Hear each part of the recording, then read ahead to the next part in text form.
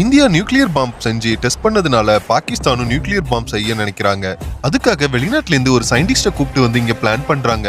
அதே நேரம் இந்த விஷயம் மத்த நாடுகளுக்கு தெரியாம சீக்கிரட்டா பண்றாங்க. ஆனா இந்த விஷயம் இந்தியால இருக்கிற ராக் எப்படியோ தெரிஞ்சு போயிடுது.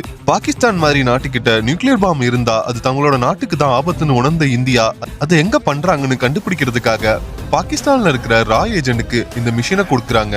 டைலர் கடையில வேலை பார்க்கிற அந்த ராய் ஏஜென்ட் அங்கிருந்து தான் ஆர்மி ஆபீசர் வீட்டுக்கு யூனிஃபார்ம் போறது தெரிஞ்சுக்கிட்ட இவரு அந்த யூனிஃபார்ம்ல இருக்கிற பட்டனை பிச்சு எடுத்துடுறாரு.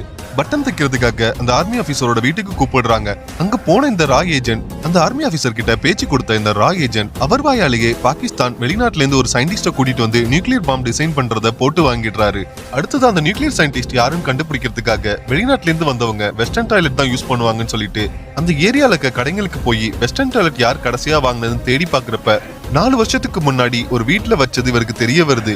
அந்த வீட்டுக்கு போய் பார்த்தா இப்ப அந்த வீட்டுல யாருமே இல்லைன்னு சொல்றாங்க. இப்ப யாரும் இல்லாதப்ப அந்த வீட்டுக்குள்ள ஏறி குதிச்சு அந்த டாய்லெட் இருக்கிறத கன்ஃபார்ம் பண்றாரு. அடுத்தது அந்த வீட்டு பக்கத்துல இருக்கிறவங்க கிட்ட விசாரிக்கிறப்ப இங்க தங்கியிருந்தவங்களை பத்தின எந்த டீடைலும் தெரியாதுன்னு சொல்றாங்க. அங்க இருக்கிற சின்ன பசங்க கிட்ட இவர் பேச்சு கொடுக்கறப்ப அந்த சயின்டிஸ்டோட பசங்க படிச்ச ஸ்கூலை பத்தி தெரிய வருது. இப்ப அந்த ஸ்கூலுக்கு போய் அங்க இருக்கிற ரிஜிஸ்டரை பார்த்து அந்த சயின்டிஸ்டோட பேரையும் கண்டுபிடிச்சிடுறாரு. அடுத்ததா ஸ்பெஷல் டைப்பான ஒரு ஜாக்கெட்டை ஆர்மி கொண்டு போறதவர் தெரிஞ்சுக்கிட்டு அந்த ட்ரக்க மடக்கி அது எங்க போகுதுன்னு கண்டுபிடிக்கிறாரு. அந்த ஏரியால போய் பார்த்தா ஃபுல் ஆர்மியும் அங்கதான் இருக்கு.